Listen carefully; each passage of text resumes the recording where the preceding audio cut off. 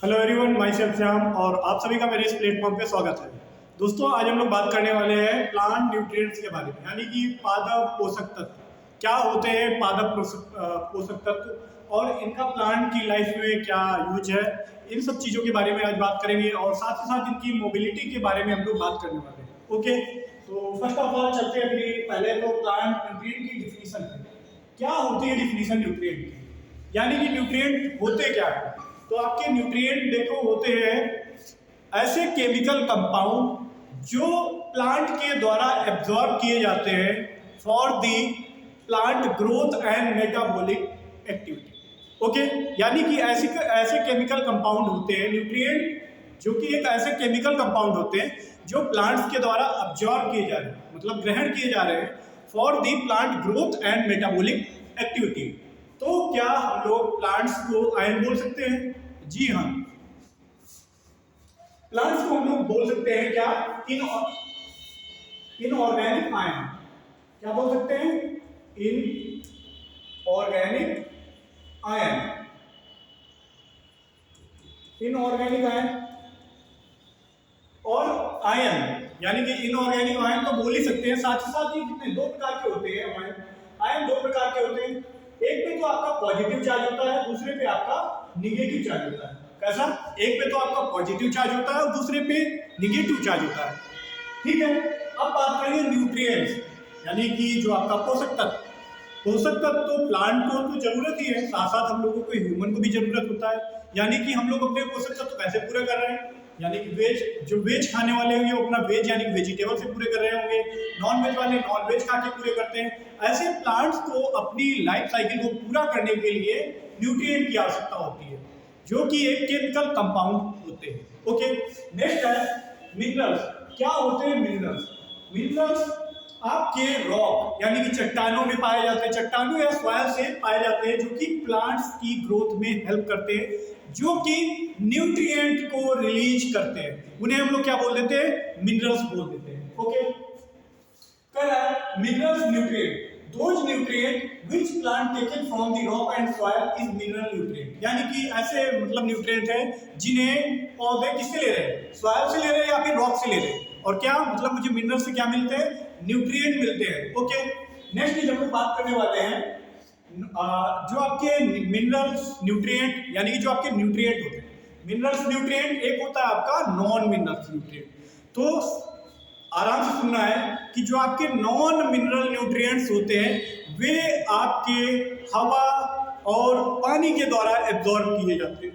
यानी कि जो आपके नॉन मिनरल न्यूट्रिएंट होंगे वो आपके एयर एंड वाटर के द्वारा एब्जॉर्ब किए जाते हैं, उन्हें हम लोग बोल देते हैं नॉन मिनरल न्यूट्रिएंट्स।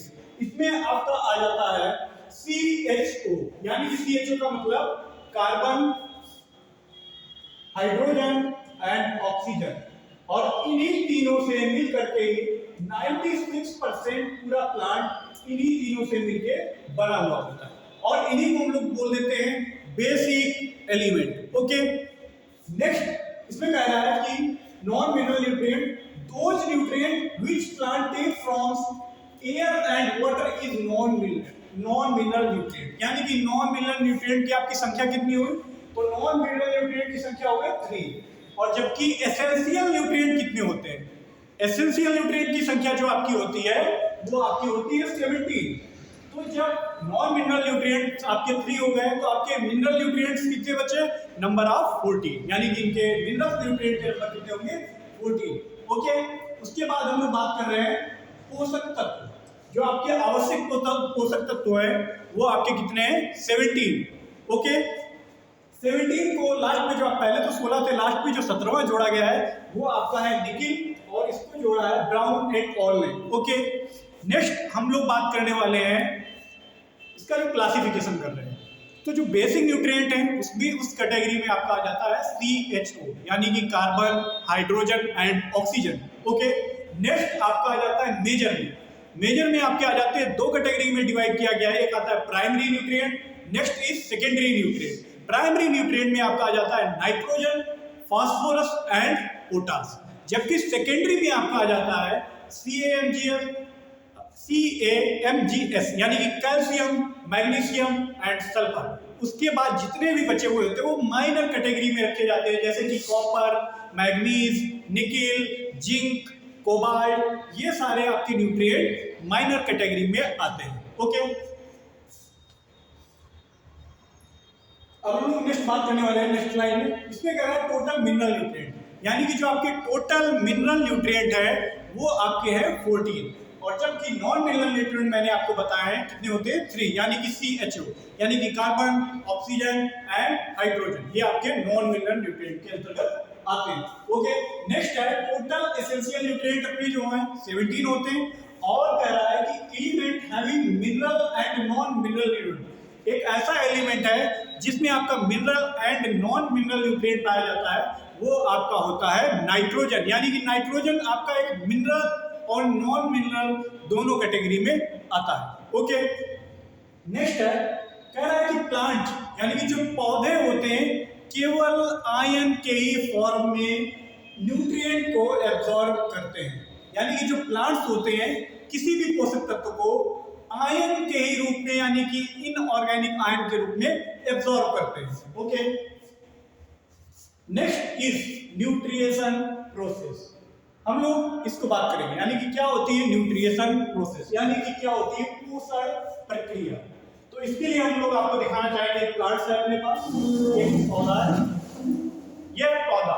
ओके, ये पौधा हो गया है, पौधे में मतलब सॉइल के अंदर होगा, सॉइल से न्यूट्रिशन वगैरह ले रहा होगा। सॉइल में क्या है, सॉइल में आपका पता होगा आप सभी को, जो आपका कंपोजिशन ऑफ सॉइल होता है, कंपोजिशन ऑफ सॉइल में क्या होता है कि आपका कंपोजिशन में होता है आपका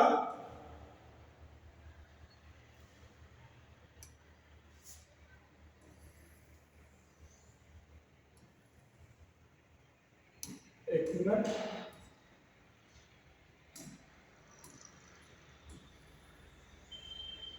कंपोजिशन में होता है आपका 45% mineral matter, 5% organic matter, 25% soil air और 25% आपका सॉइल वाटर, यानी कि इस पॉट में आपका इतना कंपोजिशन होगा। ओके, जब हम लोग इसमें वाटर देते हैं तो सॉइल वाटर देने के बाद जो भी आपके नेगेटिव चार्ज वाले आयन होंगे या फिर न्यूट्रिएंट होंगे वो क्या होंगे, सॉइल सॉल्यूशन में चले जाएंगे, यानी कि सॉइल के सॉल्यूशन में चले जाएंगे, मूव करेंगे।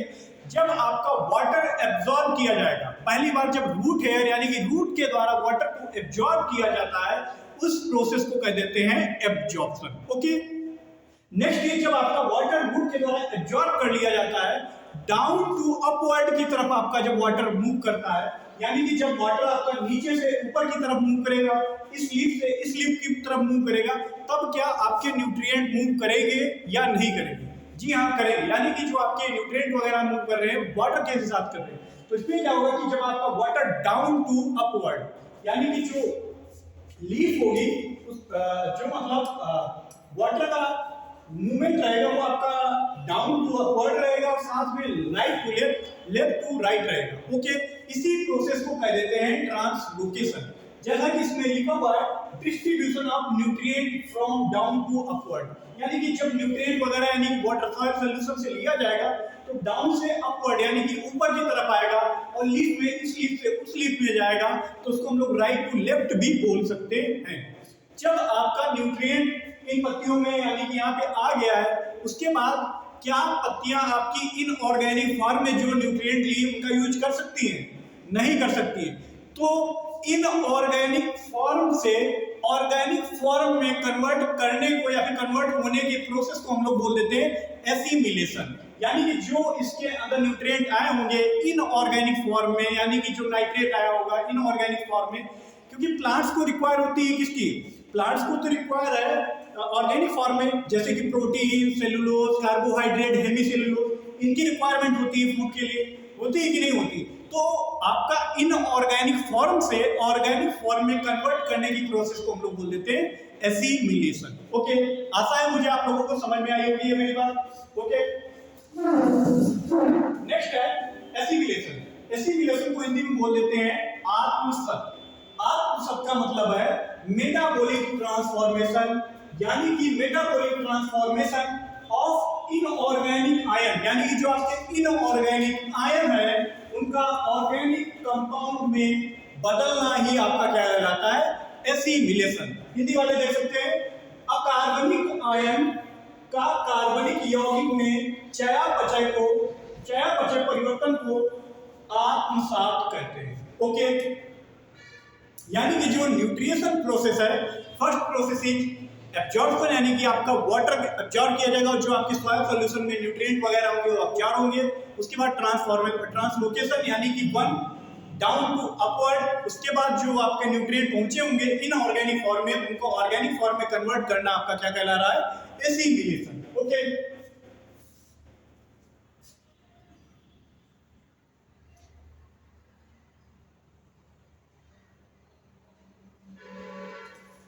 उसके बाद जो आपके टोटल एसेंशियल न्यूट्रिएंट आपके 17 होते हैं, 17 होते हैं। तो मैंने आपको बताया था जो आपके 3 बेसिक, ये आपके क्या कहलाते हैं, बेसिक न्यूट्रिएंट, यानी कि जो कैसे बेसिक न्यूट्रिएंट, और जो आपका प्लांट बना होता है 96% आपका इन्हीं तीनों न्यूट्रिएंट से बना हुआ होता है। इससे कार्बन, हाइड्रोजन और ऑक्सीजन। कार्बन को जो प्लांट एब्जॉर्ब करता है कार्बन डाइऑक्साइड के रूप में करता है, हाइड्रोजन को जो हाइड्रोजन का अणु एब्जॉर्ब कर रहा है, किससे एब्जॉर्ब कर रहा है, वाटर से एब्जॉर्ब कर रहा है, और ऑक्सीजन को जो एब्जॉर्ब करता है वाटर प्लस ऑक्सीजन गैस से एब्जॉर्ब करता है। उसके बाद आ जाता है नाइट्रोजन। नाइट्रोजन का जो परसेंट रहता है प्लांट में 1.5% रहता है, और ये आपको नाइट्रोजन जो प्लांट लेते हैं, ग्रहण करते हैं, वो आपका लेते हैं नाइट्रेट या फिर अमोनियम। और अमोनियम मतलब अधिकतर तो प्लांट नाइट्रेट के रूप में लेते हैं, बट जैसे एक दो प्लांट हैं उसमें आपका आ जाता है राइस। राइस अमोनिकल फॉर्म में लेता है, यानी कि जो राइस ले रहा है, राइस जो नाइट्रोजन ले रहा है अमोनिकल फॉर्म में ले रहा है। Sugar cane, but sugar cane प्रारंभिक जो सीडलिंग स्टेज होती है उसमें नाइट्रेट फॉर्म में ऑक्सीजन लेता, नाइट्रेट फॉर्म में नाइट्रोजन को लेता है, उसके बाद वो अमोनिकल फॉर्म में लेने लगता है। और कभी कभी आपका पोटैटो भी अमोनिकल फॉर्म में नाइट्रोजन को लेता है, अपटेक करता है। ओके, नेक्स्ट है फॉस्फोरस। फॉस्फोरस का जो परसेंटेज है 0.2%। फॉस्फोरस को पौधे केवल 2 फॉर्म में लेते हैं। पहला तो है प्राइमरी ऑर्थोफॉस्फेट, यानी कि प्राइमरी ऑर्थोफॉस्फेट, और दूसरा है सेकेंडरी ऑर्थोफॉस्फेट, यानी पौधा केवल 2 फॉर्म में ही फास्फोरस को लेता है। पहला है जो आपका प्राइमरी ऑर्थोफॉस्फेट, दूसरा है सेकेंडरी ऑर्थोफॉस्फेट। कभी भी पौधा फॉस्फेट के रूप में फास्फोरस को एब्जॉर्ब नहीं करता है। नेक्स्ट है आपका पोटेशियम। पोटेशियम आपका मोनोवैलेंट है, कैल्शियम डाइवैलेंट है, मैग्नीशियम डाइवैलेंट है। ओके,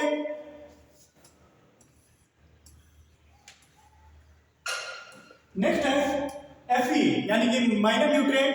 Fe यानी कि फेरस और फेरिक के रूप में आपका प्लांट ले रहा है। इसका जो रहता है 100 ppm, मतलब ppm का जो मतलब होता है, ppm का जो फुल फॉर्म होता है, ppm का फुल फॉर्म होता है पार्ट पर मिलियन। क्या होता है, पार्ट पर मिलियन। ओके, पार्ट पर मिलियन। नेक्स्ट है मैग्नीज। मैग्नीज 20 ppm, जिंक आपका 20 ppm, बोरान 20 ppm, कॉपर आपका 6 mg पर kg। ओके, नेक्स्ट है मोलिब्डेनम 0.1 mg पर kg, निकेल जो आपका है 0.1 kg के रूप में आपका पौधा ग्रहण करता है। ओके,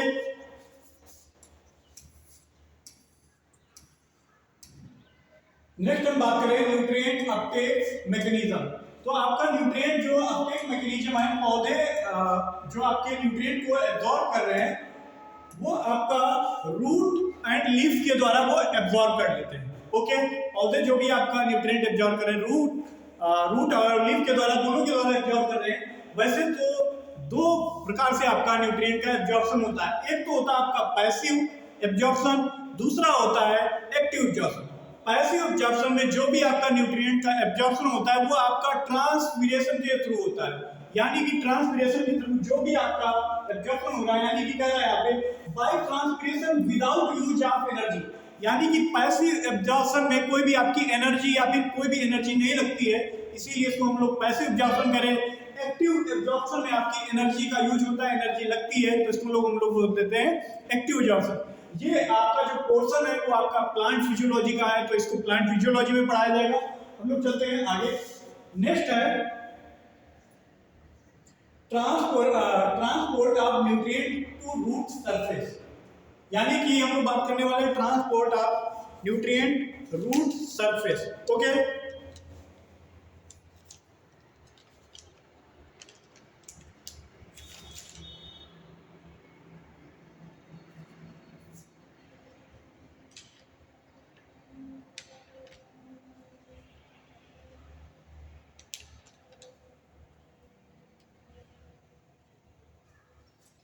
तो first is mass flow theory. Mass flow theory में क्या कह रहा है, ion are absorbed by the root along with mass flow of water under the effect of transpiration. यानी कि क्या कह रहा है, जो भी आपके आयन होंगे किसमें होंगे, वाटर में डिसॉल्व होंगे, यानी कि वाटर में घुले हुए होंगे।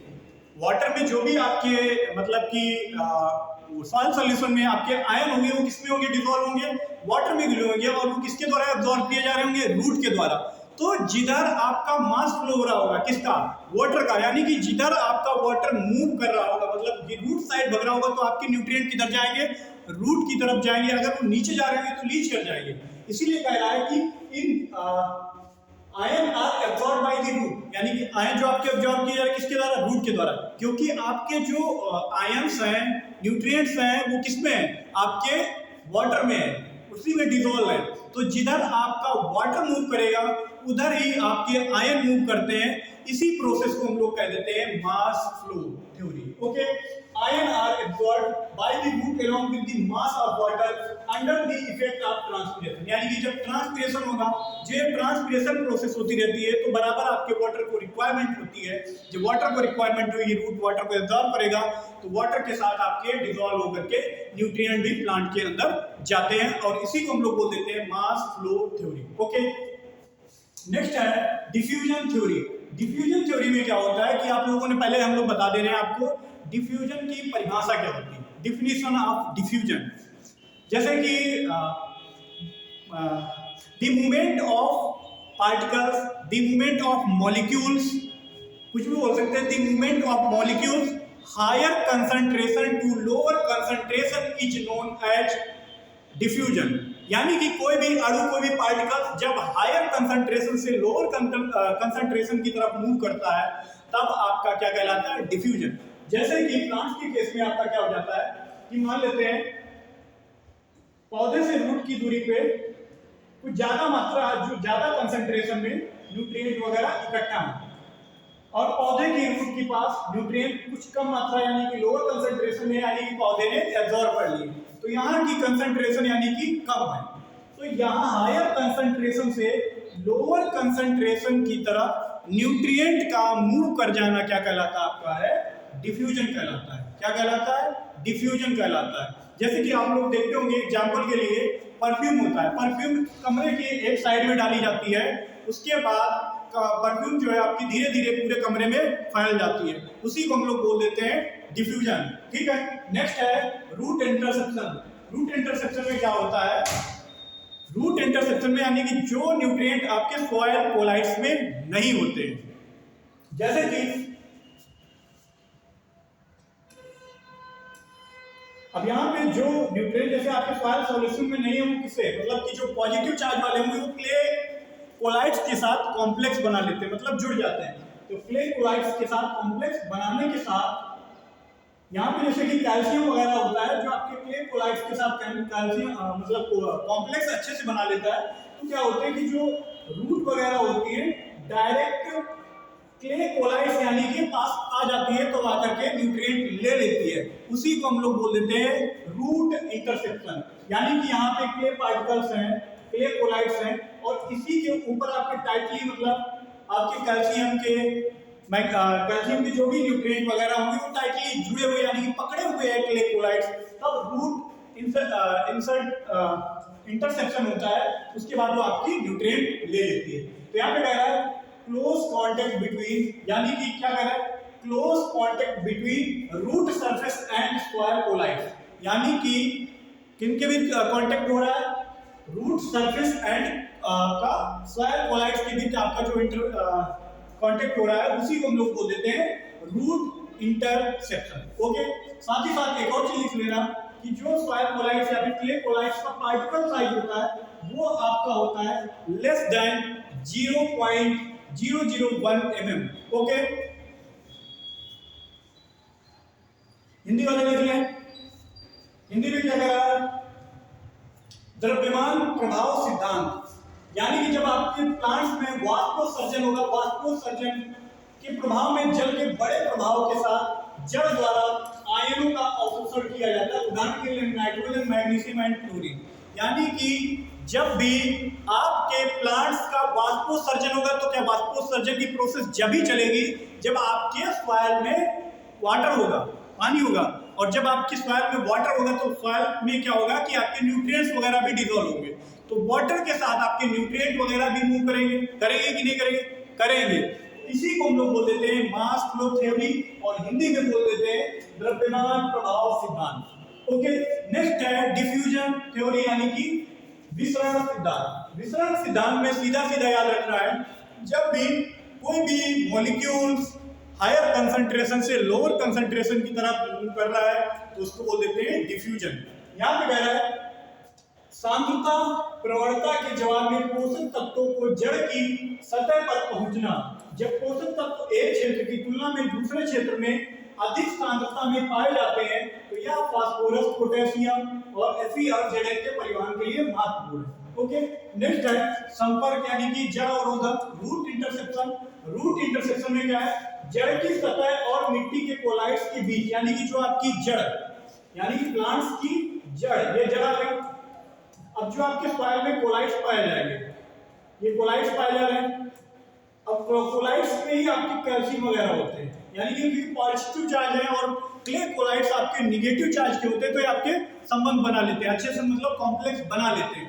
तो ये सॉइल सॉल्यूशन में कैल्शियम नहीं पहुंच पाता है, जिसके कारण जड़ की सतह यानी कि जड़ आ जाती है किसके पास, क्ले पार्टिकल्स यानी कि सॉइल कोलाइड्स के पास, और न्यूट्रिएंट को ले लेती है। जो आपका रूट इंटरसेप्शन है केवल ही केवल 2 से 4% होता है। ओके, 2 से 4% केवल होता है, वो भी कैल्शियम के केस में अधिकतर आपका देखा जाता है। ओके, नेक्स्ट है Uptake order of micro nutrient, यानी कि जो आपके न्यूट्रिएंट है माइक्रो और मैक्रो, उनका अपटेक ऑर्डर क्या है। तो माइक्रो को जो अपटेक ऑर्डर आपका है वो सबसे पहले तो हम लोग जल्दबाजी में कभी कभी गलती कर देते हैं कि हम लोगों को पता है कि NPK CAMGS, तो ये आपका अपटेक ऑर्डर नहीं है। अपटेक ऑर्डर जो आपका है वो आपका है nitrogen, potassium, calcium, magnesium, phosphorus and sulphur. ये आपका सबसे ज्यादा, जैसे प्लांट है, प्लांट को सबसे ज्यादा रिक्वायरमेंट होती है किसकी, नाइट्रोजन की, उसके बाद पोटेशियम की, उसके बाद कैल्शियम की, उसके बाद मैग्नीशियम की, उसके बाद फास्फोरस की, आफ्टर दैट सल्फर की रिक्वायरमेंट होती है। Okay, next is Uptake order of micro nutrient, यानी कि माइक्रो न्यूट्रिएंट में सबसे ज्यादा जो प्लांट को रिक्वायरमेंट होती है, जरूरत होती है, वो क्लोरीन की, फिर आयरन की, फिर मैग्नीज की, फिर बोरान की, फिर जिंक की, कॉपर, निकेल एंड मोलिब्डेनम। यानी कि जो आपके माइक्रो न्यूट्रिएंट हैं और मैक्रो न्यूट्रिएंट, ओके, इनको जो माइक्रो न्यूट्रिएंट की क्या रिक्वायरमेंट होती है, इनका जो अधिकतर यूज किया जाता है ऑर्गेनिक कॉम्प्लेक्स, यानी कि ऑर्गेनिक के लिए किया जाता है। बट हम लोग इनको डिसाइड कैसे कर रहे हैं कि ये ऑर्गेनिक है, इनऑर्गेनिक माना गया, सॉरी, इनका मतलब मेजर और माइनर माना गया। तो मेजर न्यूट्रिएंट जो अधिकतर मतलब रिक्वायरमेंट होते हैं ग्रेटर देन 50 ppm, मतलब 50 ppm से अधिक आपके मेजर न्यूट्रिएंट रिक्वायरमेंट होते हैं, जबकि लेस देन 50 ppm आपके जो न्यूट्रिएंट रिक्वायर होंगे वो किसको रिक्वायरमेंट होते हैं, जरूरी होंगे माइक्रो वाले जरूरत पड़ते हैं। ओके, ppm का मतलब पार्ट पर मिलियंस होता है। ओके, नोट कर लो इसे।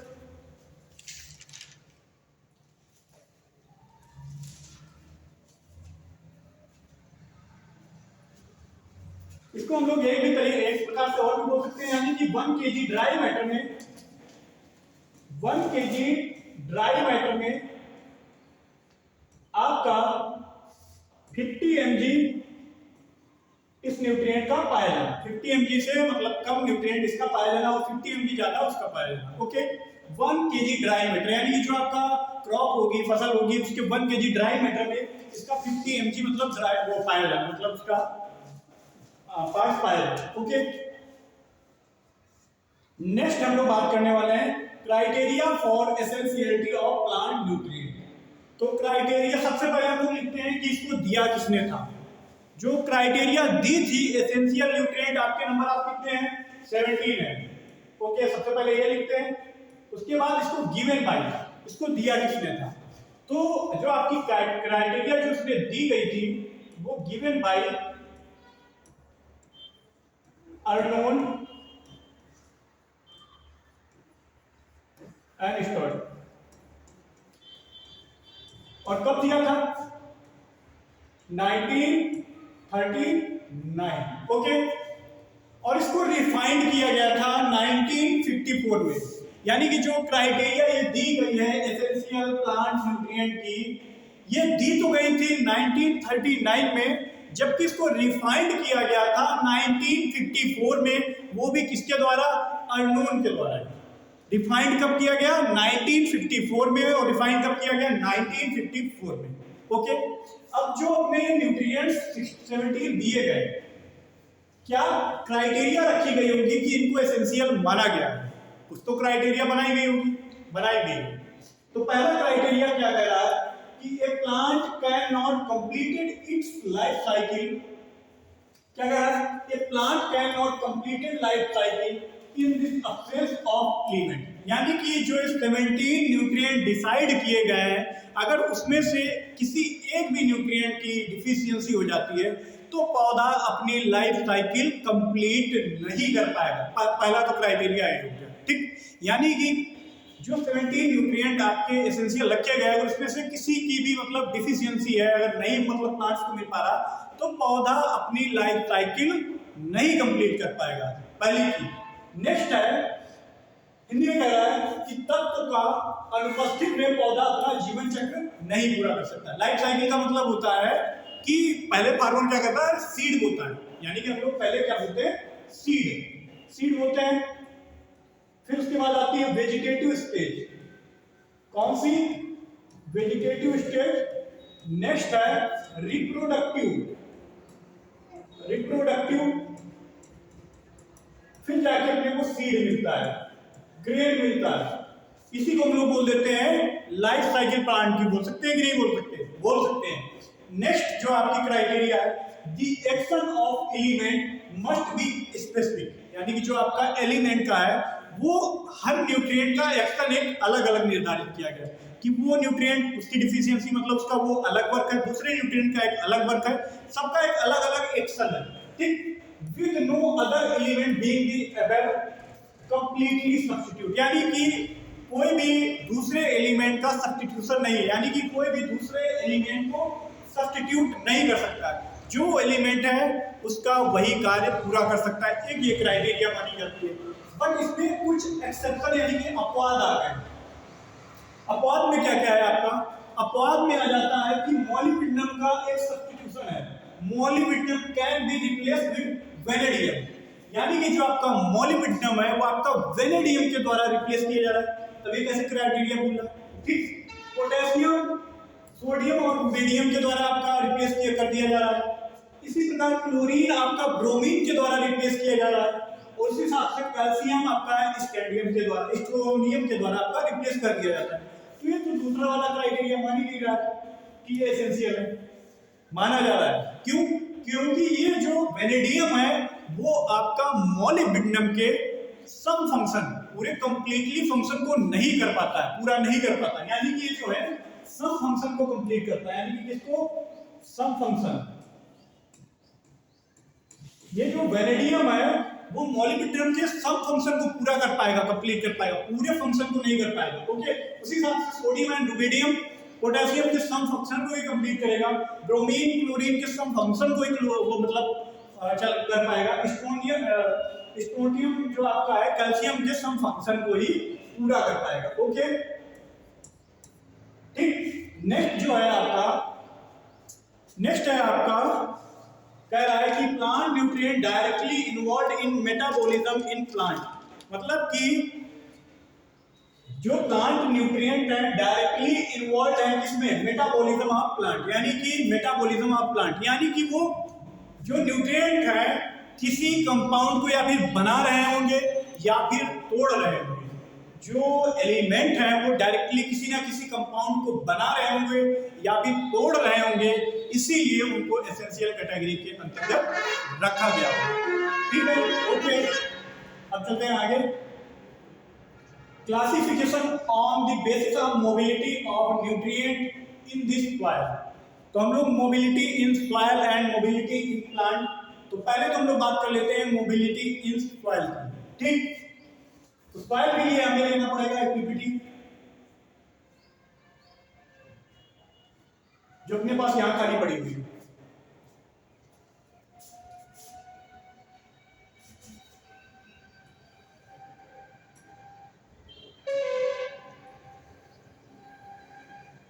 ये हो गया क्ले पार्टिकल, ओके, या फिर क्ले कोलाइड्स। क्ले कोलाइड्स का साइज 0.001 mm होता है। अब क्ले कोलाइड्स पे आपके निगेटिव चार्ज पाए जाते हैं, ओके, क्ले कोलाइड्स पे आपके निगेटिव चार्ज पाए जाते हैं। ठीक है, इसकी जो निगेटिव चार्ज पाए जाते हैं, जबकि जो प्लांट की मोबिलिटी मतलब किस पे डिपेंड होती है, यानी कि चार्ज ऑफ आयन, यानी कि चार्ज ऑफ आयन या फिर आयन के ऊपर जो चार्ज लगे होते हैं, फर्स्ट इज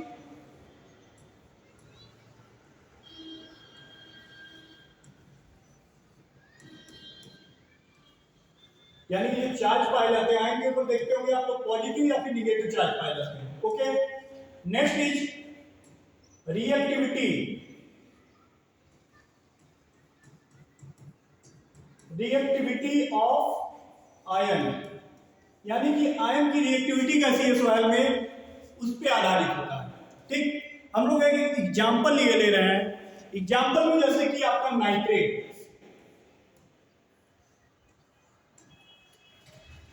नाइट्रेट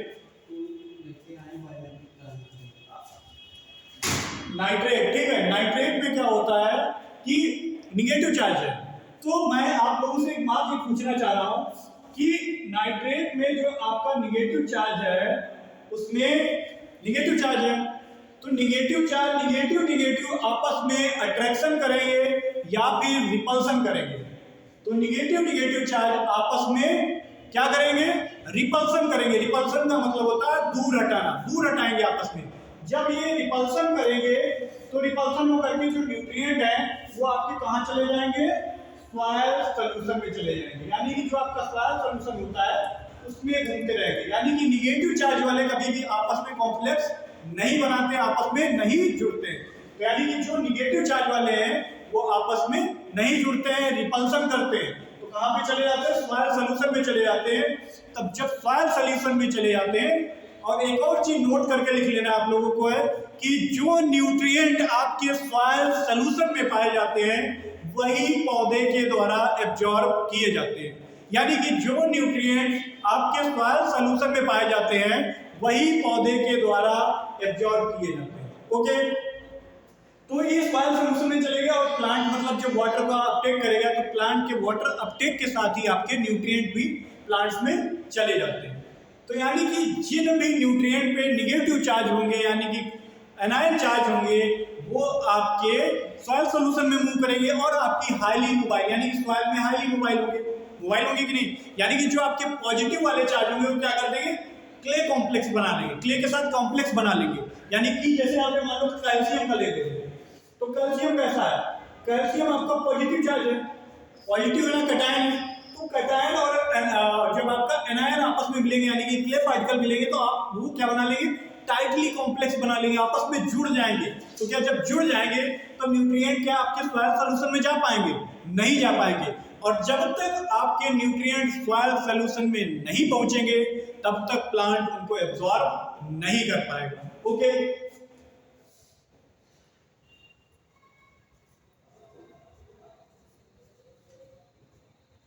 तो यहां पे देख सकते हैं कि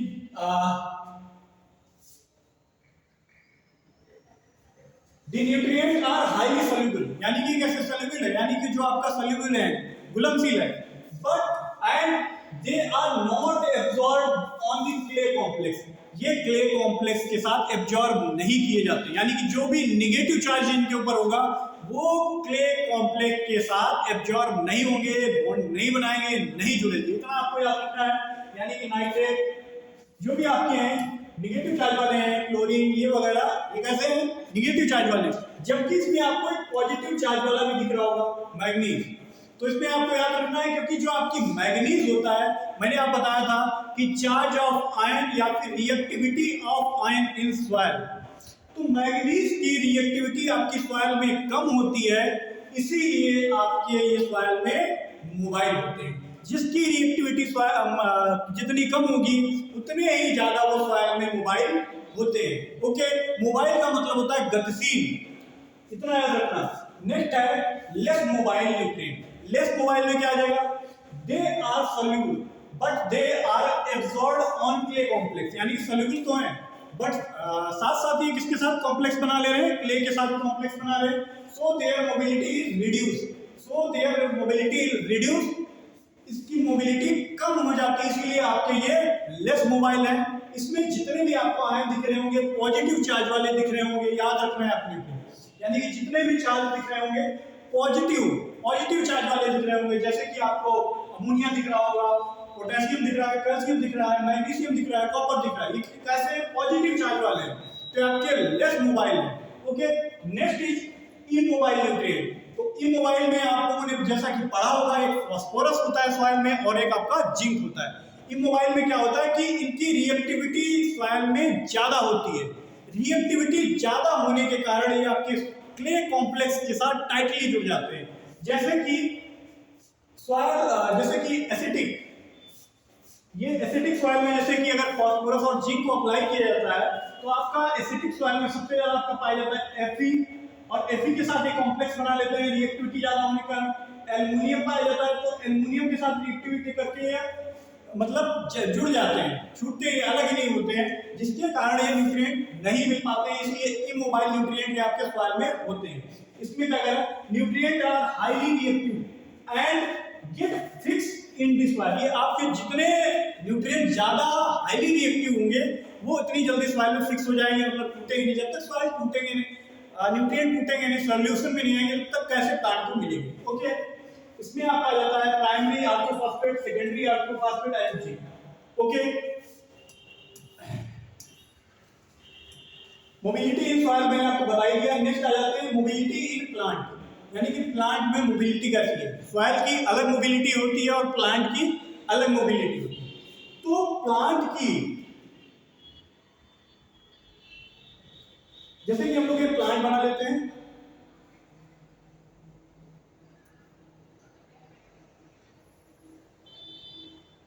पौधा हरे रंग का होता है पर यहाँ पे बनाना पड़ रहा है।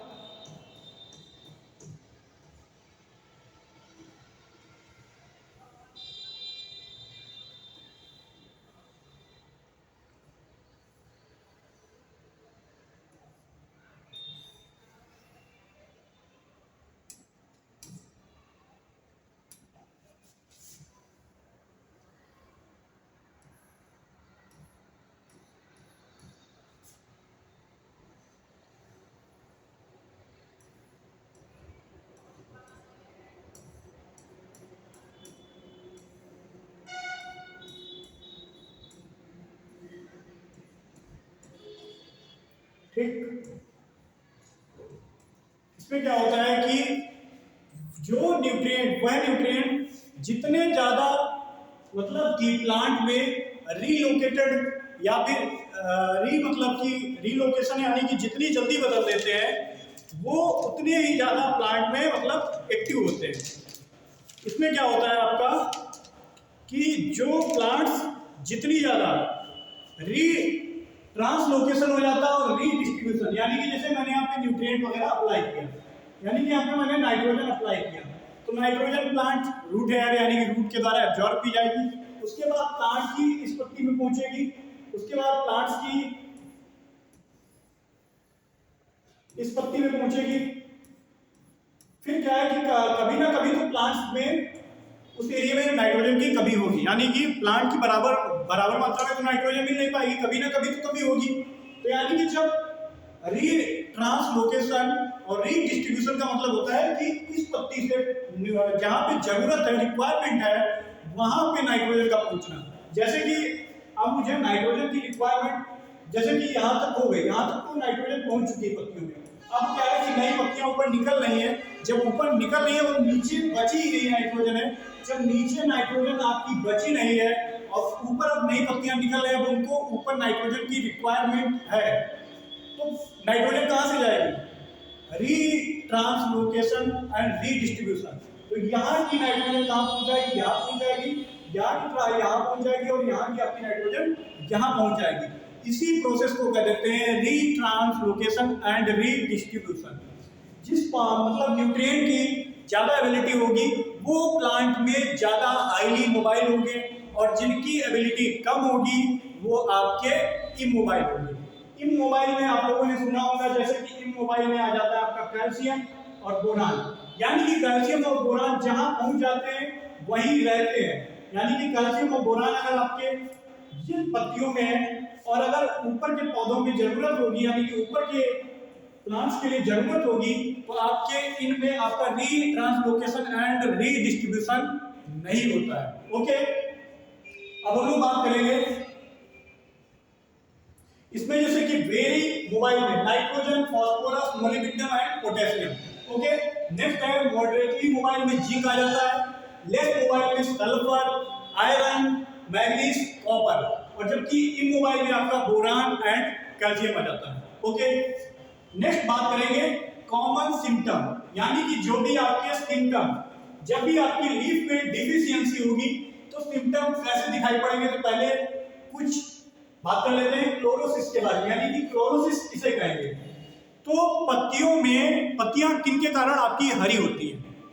पत्तियां किसके कारण आपकी हरी होती है? तो पत्तियां जो आपकी हरी होती है वो आपकी क्लोरोफिल के कारण हरी होती है। जब आपकी लीफ से या फिर प्लांट में लॉस ऑफ क्लोरोफिल, यानी कि पत्तियां लॉस ऑफ क्लोरोफिल यानी कि येलो पीली रंग की हो जाती है, तो उसको हम लोग क्या बोल देते हैं? क्लोरोसिस। क्या बोल देते हैं? क्लोरोसिस। ओके, नेक्स्ट है नेक्रोसिस, यानी कि जब आप लोग देखते होंगे कभी कभी पत्तियों पे black black dot spot type के पड़ जाते हैं, बर्न्ट लाइक अपीयर दिखाई पड़ती है, यानी कि जली पत्ती दिखाई पड़ती है, तो उसको हम लोग क्या बोल देते हैं? नेक्रोसिस बोल देते हैं। Next is discolouration. डिसकलरेशन क्या होता है? और डिसकलरेशन में क्या होता है कि पत्ती आपकी हरी से बैंगनी रंग की हो जाती है, पर्पल कलर की हो जाती है, तो उसको बोल देते हैं discoloration. Next is standard growth, यानी कि इसमें क्या है आपका ग्रोथ पौधे की रुक जाती है। आज हम लोग इन पे बात करते हैं कि क्या होता है क्लोरोसिस, पत्तियों की मतलब क्लोरोसिस कब हो रही है, कहां पे किस न्यूट्रिएंट की कमी से नेक्रोसिस हो रही है, कब डिसकलरेशन होगा, इन सब चीजों के बारे में बात करते हैं। ओके, तो डिफिशियंसी यानी कि जो लोअर लीफ पे देखने को मिलती है वो आपकी एन, पी के, एम जी एंड एमओ को देखने को मिलती है। तो पहले हम लोग बात करते हैं ओल्डर लीफ की, तो कॉपी पेन उठा लीजिए, ओल्डर लीफ की बात कर रहे हैं। ओल्डर लीफ में आपका न्यूट्रिएंट किसकी डिफिशियंसी हो रही है? Nitrogen, phosphorus, potassium, magnesium and molybdenum. समझ गए? यानी कि किसमें इसकी डिफिशियंसी देखने को मिल रही है? ओल्डर लीफ में। ओल्डर लीफ में इसकी डिफिशियंसी देखने को मिल रही है। तो सबसे पहले हम लोग लिखते हैं क्या? क्लोरोसिस देखेंगे, यानी कि क्लोरोसिस किसकी किसकी डिफिशियंसी पे मिल रही है।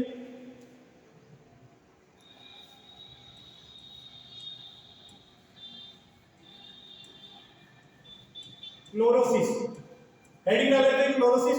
अब ऐसे डिजाइन बना लेते हैं, फिर नीचे सुंदर सुंदर पत्तियां बनाना है।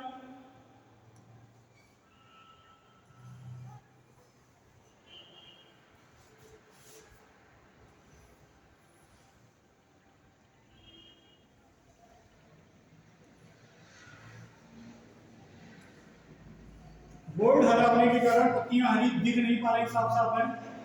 ठीक है।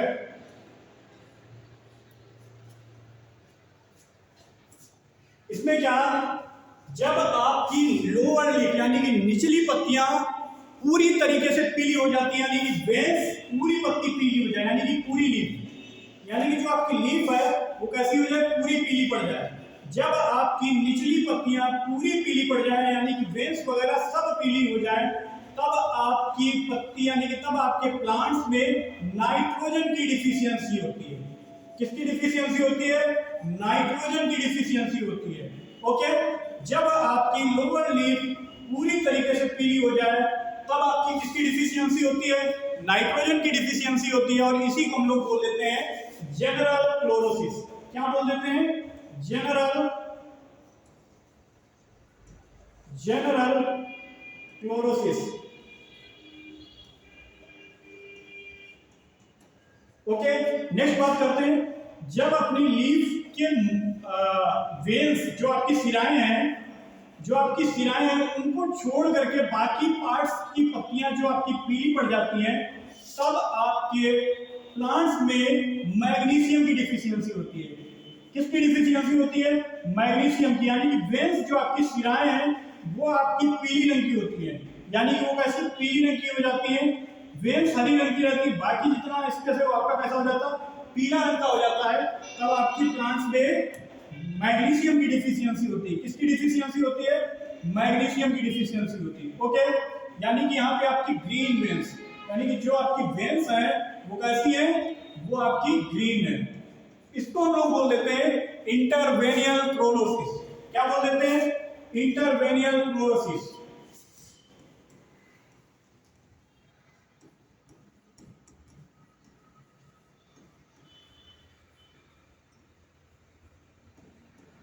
ओके, नेक्स्ट चीज हम लोग बात करने वाले हैं फास्फोरस के बारे में, यानी कि फास्फोरस की डिफिशियंसी आपकी लोअर लीफ पे भी दिखाई पड़ेगी।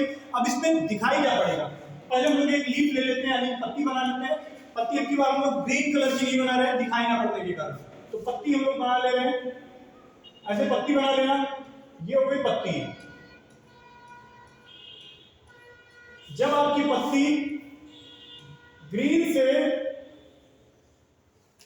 किस रंग की हो जाए, पर्पल कलर की हो जाए, यानी कि ग्रीन से पर्पल कलर में हो जाती है,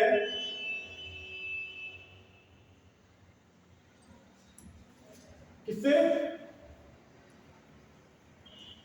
ग्रीन टू पर्पल कलर में कन्वर्ट हो जाती है, तब हम लोग बोल देते हैं कि इसमें फास्फोरस की कमी है। किसकी कमी है, फास्फोरस की कमी है, यानी कि जो लीफ हो जाएगी पर्पल रंग की हो जाएगी। किस रंग की हो जाएगी, पर्पल रंग की हो जाएगी, यानी बैंगनी रंग की हो जाएगी। तो हम लोग बोल सकते हैं कि इसमें आपकी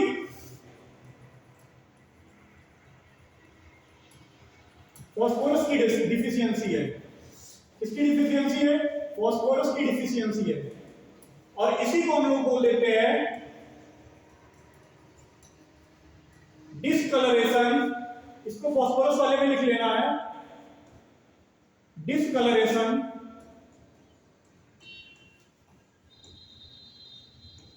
discolouration and pigmentation, pigmentation.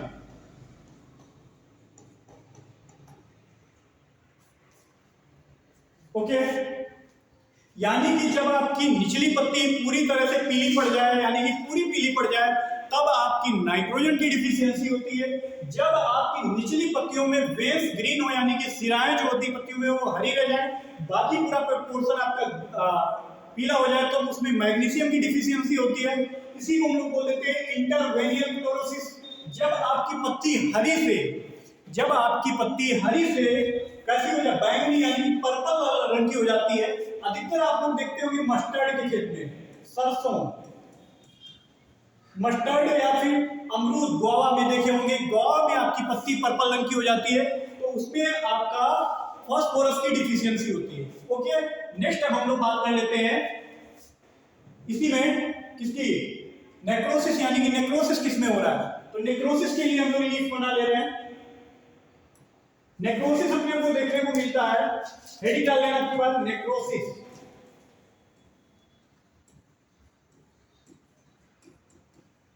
Necrosis, necrosis अपने को देखने को मिलता है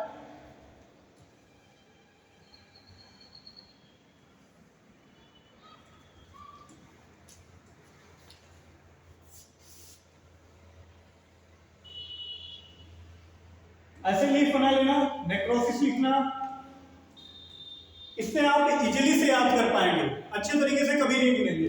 इसमें क्या होता है, जब भी आपके नेक्रोसिस में क्या हो रहा था, dead of tissue and cell, यानी कि जो आपके टिश्यू एंड सेल वो क्या मर जा रहे थे, डेड स्पॉट पड़ रहे थे। जब भी आपके टिश्यू या फिर डेड स्पॉट मार्जिन से पड़ना स्टार्ट हो, मार्जिन से पड़ेंगे, पहले से डेड स्पॉट पड़ेंगे मार्जिन पे, फिर उसके बाद क्या होगा, आपका पत्ती जब बड़े हो जाएंगे डेड स्पॉट, तो आपको पत्ती जली हुई दिखाई पड़ेगी, यानी कि जो आपकी लीफ होगी कैसी होगी, जली हुई, बर्न्ट लाइक अपीयर दिखाई, मतलब जो आपकी बर्न्ट लाइन यानी कि जली हुई पत्ती दिखाई पड़ेगी। तब आपकी किसकी डिफिशियंसी होगी, तब आपकी डिफिशियंसी होगी पोटेशियम की, किसकी होगी, पोटेशियम की, यानी कि इसमें पहले आपके डेड स्पॉट पड़ेंगे, फिर आपका बर्न्ट लाइक यानी कि जब जली हुई पत्ती मार्जिन पे दिखाई पड़ेगी, तो आप बोल सकते हैं पोटेशियम की डिफिशियंसी है।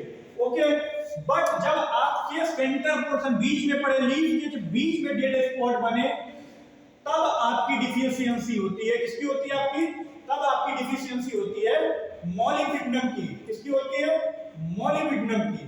याद रखना, जब आपकी डेड स्पॉट मार्जिन पे पड़े, लीफ की मार्जिन पे पड़े, ये देखो मार्जिन पे पड़े थे, फिर मार्जिन पे पड़ेंगे तो बड़े हो जाएंगे डेड स्पॉट। जब आपके डेड स्पॉट बड़े हो जाएंगे, जली बर्न्ट लाइक अपीयर आपको लीफ दिखाई पड़ेगी, तब आप बोल सकते हैं कि इसमें आपका पोटेशियम की डिफिशियंसी है ओल्डर लीफ के लिए। जब आपकी ओल्डर लीफ में जब डेड स्पॉट सेंटर में पड़े, सेंटर में मतलब पत्तियों के बीच में पड़े, तब आप लोग बोल सकते हैं कि इसमें किसकी डिफिशियंसी है, तब आप बोल सकते हैं मोलिब्डेनम की डिफिशियंसी है। ओके, मुझे आशा है कि आपको समझ में आया होगा। अब हम लोग चलते हैं, देख लेते हैं न्यूअर लीफ यानी कि नई लीफ के बारे में, कि नई लीफ पे क्या क्या सिम्टम आएंगे। तो नई लीफ में जो आपका होता है, नई लीफ में लिखना sulphur, iron, manganese and copper, इतना लिखना, ब्रैकेट में करना। उसके बाद लिखना न्यूअर लीफ। ये सिम्टम जो शो करेंगे, सल्फर, Fe, मैग्नीज, कॉपर, ये किस पे शो करेंगे, न्यू लीफ पर। तो इसमें भी पहले हम लोग देख लेते हैं क्लोरोसिस कहां कहां देखने को मिलेगी। क्लोरोसिस अपने को देखने को मिलती है, पहले लिखना क्लोरोसिस,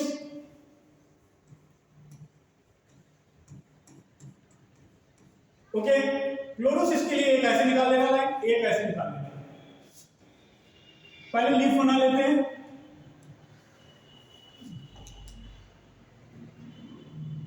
मान लो इस रंग की लीफ बना रहे हैं, ये हमने पत्ती बनाई, ये लीफ बन गई। जब आपकी न्यूअर लीफ, पहले एक के बारे में बात कर लेना फिर आगे समझाओ। जब आपकी नई लीफ पर पूरी पत्ती पूरी पीली पड़ जाए, पूरी पीली पड़ जा रही है, पूरी मतलब जो आपके ये वेन्स वगैरह सिराएं वगैरह लीफ में वो भी आपकी पीली पड़ जा रही है, तब आपकी लीफ, तब आपके प्लांट में डिफिशियंसी किसकी पाई जाएगी, तब आपके प्लांट में डिफिशियंसी होगी आपके सल्फर की। किसकी होगी, सल्फर की डिफिशियंसी होगी। जब भी लीफ, जब भी न्यूअर लीफ यानी कि नई लीफ होगी और नई लीफ पे जनरल क्लोरोसिस देखने को मिलता है, तब उसमें डिफिशियंसी होगी सल्फर की। किसकी होगी, सल्फर की। उसके बाद हम लोग बात करते हैं, यहां से दो में क्लासिफाई कर ले रहे हैं, दो में बांट ले रहे हैं। एक लीफ आप यहां बनाइए और एक लीफ इस साइड में बनाइए। एक लीफ यहां बन गई, जैसी बनी बढ़िया है, ओके। एक लीफ यहां बनाइए,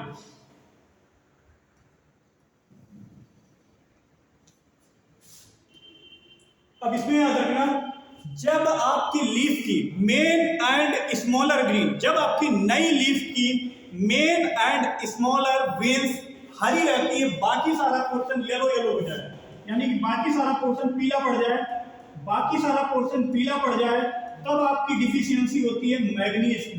किसकी डिफिशियंसी होती है, मैग्नीज की, ओके।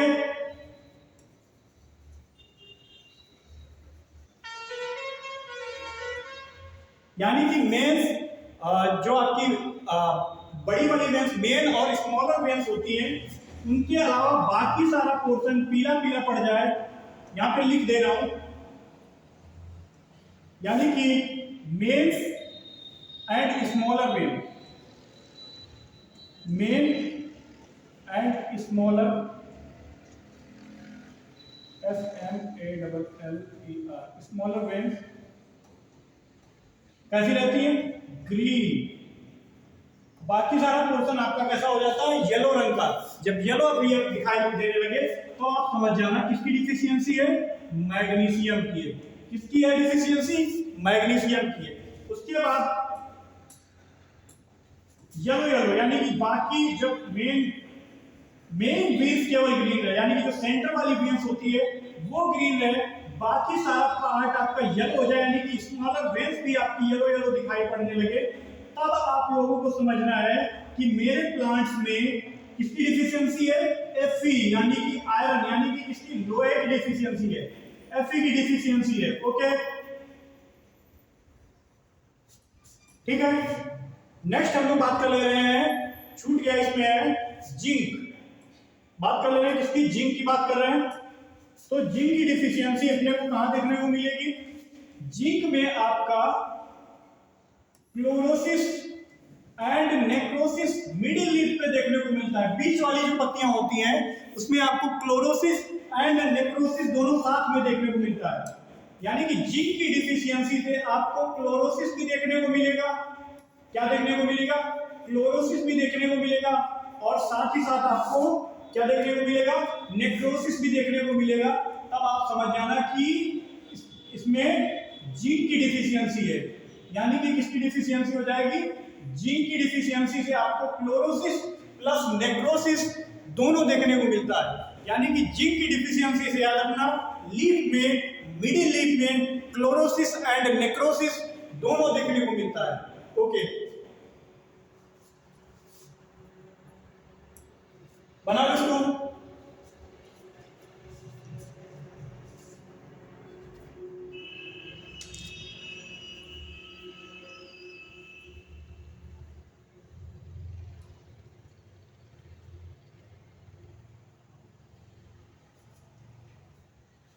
ओके, नेक्स्ट कॉपर रहेगा, अभी कॉपर भी समझा दे रहे हैं। अब हम लोग एपिकल बड पे जो डिफिशियंसी देखते हैं, सभी को पता होगा जो एपिकल बड पे डिफिशियंसी होती है वो आपकी होती है कैल्शियम एंड बोरान की। यानी कि जो एपिकल बड पे डिफिशियंसी होगी, एपिकल बड पे जो आपको डिफिशियंसी देखने को शो होगी वो आपकी कैल्शियम एंड बोरान की शो होती है। ओके, कैल्शियम एंड बोरान की शो होती है। तो कैल्शियम एंड बोरान के केस में क्या होता है? ऐसे बना लेना टेबल टाइप की। इसमें क्या होता है? एक सिंपल सा जो दोनों में देखने को मिलता है, upward curling of leaf. Upward curling का मतलब होता है पत्ती कटोरे नुमा हो जाती है। पत्ती जो होती है कटोरे नुमा, यानी कि ऊपर टाइप, मतलब अपवर्ड कर्लिंग ऑफ लीफ, यानी कि पत्ती आपकी कटोरे नुमा हो जाती है, upward of leaf. Okay,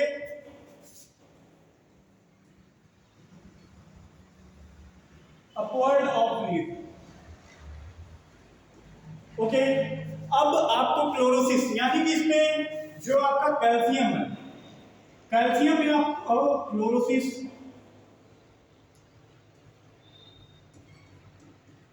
chlorosis भी देखने को मिलता है, नेक्रोसिस भी देखने को मिलता है। ओके, नेक्स्ट बोरान में आपको माइनर क्लोरोसिस, माइनर क्लोरोसिस कभी कभी देखने को नहीं मिलता है। नेक्स्ट टाइम नेक्रोसिस भी देखने को नहीं मिलता है। अगर नेक्रोसिस होता भी है, अगर नेक्रोसिस होता है तो टिप टू बेस की तरफ होता है, यानी कि टिप टू बेस की तरफ इसमें नेक्रोसिस होगा। और कैल्शियम वाले में नेक्रोसिस बेस टू टिप की तरफ होता है, यानी कि जो लीफ है, लीफ का बेस ये है, बेस से कैल्शियम में नेक्रोसिस स्टार्ट होगी और जाएगी किधर, टिप की तरफ। तो मतलब नेक्रोसिस इसमें कैल्शियम के केस में आपका बेस से टिप की तरफ होगी, और जबकि बोरॉन में टिप टू बेस की तरफ इसमें नेक्रोसिस देखने को आपको मिलेगी। ओके, अब हम लोग बात कर ले रहे हैं कॉपर में। कॉपर का आप लोगों को जैसे पता होगा, leaf hooking, tip hooking deficiency आप लोगों ने सुना भी होगा, पढ़ा भी होगा। तो कॉपर के केस में देखते होंगे कभी कभी आपको पत्ती इस स्ट्रक्चर में दिखाई पड़ जाती होगी। एक मिनट, यानी कि जब कभी भी आपको लीफ ऐसे दिखाई पड़े,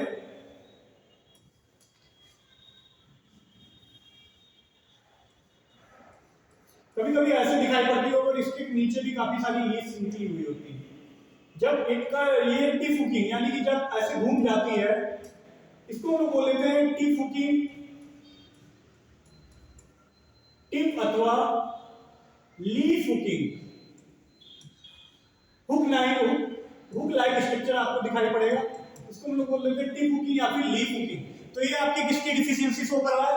ये आपकी डिफिशियंसी शो करता है कॉपर की। ओके, ये किसकी डिफिशियंसी शो कर रहा है? कॉपर की। ओके, नेक्स्ट आगे बढ़ते हैं। सिम्टम अपीयर्स इन लीफ, यानी कि जो मैंने आपको समझाया है वही चीजें यहाँ पे लिखी हुई हैं, तो केवल डायरेक्टली अपने को यहाँ पे जल्दी जल्दी देखना है। ओल्डर लीफ में मैंने बताया था एनपीके एमजीएम, सिम्टम मैंने ऊपर समझा दिए हैं। नेक्स्ट है क्लोरोसिस, इसमें किसमें देखना पड़ता है आपको ओल्डर लीफ में? क्लोरोसिस मैंने बताया था पूरी पत्ती नाइट्रोजन में पीली पड़ जाती है, मैग्नीशियम में वेन्स हरी रहती है, और जबकि डिस्कलरेशन आपको पर्पल कलर की लीफ किसमें हो रही थी? लोअर लीफ किसमें? ओल्डर लीफ में। नेक्स्ट नेक्रोसिस पोटेशियम, पोटेशियम में क्या होता था? मार्जिन पे ब्लैक स्पॉट पड़ रहे थे, फिर पूरी पत्ती जली टाइप की दिखाई पड़ती थी। नेक्स्ट मोलिबिडेनम में क्या हो रहा था? सेंटर पोर्शन में आपके डेड स्पॉट दिखाई पड़ रहे थे, तब आपका क्या था? मोलिबिडेनम। मोलिबिडेनम और पोटेशियम के केस में आपको नेक्रोसिस देखने को पड़ेगा, मैग्नीशियम और आपका नाइट्रोजन के केस में आपको क्लोरोसिस देखने पड़ेगा, वो भी आपको ओल्डर लीफ में, और फास्फोरस के केस में आपको डिस्कलरेशन देखने को मिलता है। नेक्स्ट आपको यहाँ पे फोटो देख लेना चाहिए एक बार मेरे हिसाब से, जो फोटो पड़ी, यानी यहाँ पे आप लोग देख रहे होंगे कि पूरी पत्ती पीली पड़ी है, यहाँ पे वेव्स वगैरह भी आपकी येलो रंग की है, यानी कि जो सिराएं वगैरह हैं वो आपकी येलो रंग की है, वो भी येलो रंग की है। यहाँ पे भी पत्ती आपकी पीली पूरी पड़ी है, यानी कि यहाँ पे पूरी पत्ती, अभी नीचे वाली जो लीफ है वो पूरी पीली रंग की है, यहाँ पे वेव्स भी आपकी पीली है। तो यहाँ पे किसकी डिफिशियंसी है? नाइट्रोजन की है। यहाँ पे देख रहे होंगे कि पत्ती तो आपकी पीली पीली दिख रही होगी, पर जो वेव्स है, सिराएं हैं, वो किस रंग की है? आपकी हरी है, यानी कि जो लोअर लीफ है उसकी सिराएं तो हरी हैं, बट बाकी सारा पोर्शन आपका पीला है। तो किसकी डिफिशियंसी है? मैग्नीशियम की है। ओके, नेक्स्ट है, मैंने आपको क्या बताया था? सरसों का पत्ता आपने ऐसा देखा होगा, तो ये क्या आपको कैरेक्टरिस्टिक दिखाई दे रहा है? डिस्कलरेशन। किस रंग का है? पर्पल रंग का है। किसकी डिफिशियंसी होगी? फास्फोरस की होगी। ओके, नेक्स्ट मैंने बोला है मार्जिन, मार्जिन पे पढ़ते हैं पहले ब्लैक स्पॉट, डेड स्पॉट, फिर क्या होते हैं? बड़े बड़े आकार का रूप ले लेती है, जेली टाइप दिखाई पड़ते हैं। तो इसमें किसकी डिफिशियंसी होगी? पोटेशियम की, यानी कि बर्न लाइक, पत्ती जली हुई दिखाई आपको पड़ रही होगी, बर्न लाइक स्ट्रक्चर जो दिखाई पड़ रहा है वो किसका हो गया? पोटेशियम का हो गया। जबकि मोलिब्डेनम के लिए मैंने क्या बोला था? सेंटर में पड़ेंगे, बीच में पड़ेंगे, डेड स्पॉट जो पड़ेंगे सेंटर में पड़ेंगे, तो आपका किसका ये हो गया? मोलिब्डेनम का। किसका हो गया? ओल्डर लीफ के लिए मोलिब्डेनम का हो गया। नेक्स्ट हम लोग बात करेंगे symptom appear on leaf, new leaf. New leaf में मैंने बताया था सल्फर, कॉपर, मैग्नीज एंड आपका Fe, आयरन। तो येलो वेन्स, यानी कि जिसमें सिराएं भी आपकी पीली पड़ जा रही थी, मैंने क्या बताया था? सल्फर में, यानी कि जो न्यूअर लीफ हो जिसमें आपकी सिराएं भी पीली रंग की पड़ जा रही हो, उसमें क्या होता है? देखो न्यू पत्ती है, इसमें आपकी सिराएं भी पीली पड़ गई हैं, तो इसको क्या बोल सकते हैं? इसमें किसकी डिफिशियंसी है? इसमें डिफिशियंसी आपकी है सल्फर की। ओके, ये सल्फर की डिफिशियंसी को शो कर रहा है। अब इसमें क्या देख रहे हैं? मेन वेन्स और साथ ही साथ स्मॉलर वेन्स भी आपकी क्या है? हरी है। तो इसमें किसकी डिफिशियंसी आपको न्यूअर लीफ में देखने को मिल रही? मैग्नीशियम की। जबकि मैंने क्या बताया था? जब आपकी मेन सेंटर वाली मेन वेन्स केवल ग्रीन रहे, मेन वेन्स केवल ग्रीन रहे, तब आपकी किसकी डिफिशियंसी होगी? मैंने बताया था Fe, यानी कि लोहे की डिफिशियंसी होगी।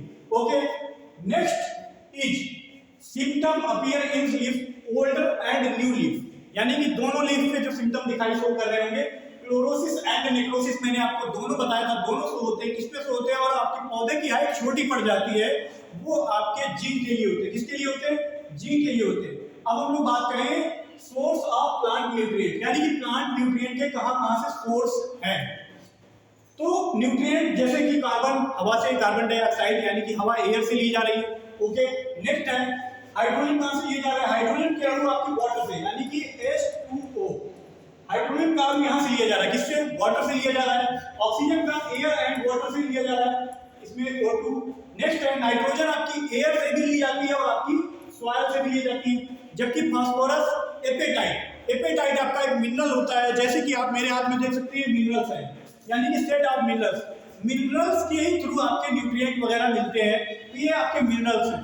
तो एपेटाइट मिनरल से ही आपका जो है फास्फोरस मिलता है। नेक्स्ट है ऑर्थोक्लेज, ये आपके क्वेश्चन एग्जाम में पूछे जाते हैं, आपको इनको याद रखना बहुत इंपॉर्टेंट है। तो ऑर्थोक्लेज से आपको पोटेशियम मिल रहा है, पोटेशियम आपको एक और एलिमेंट से मिनरल से मिल रहा है, वो आपका मस्कोवाइट होती है। नेक्स्ट है magnesium, olivine, manganese, pyrolusite, molybdenum, olivine, boron, टर्मोबोलाइन।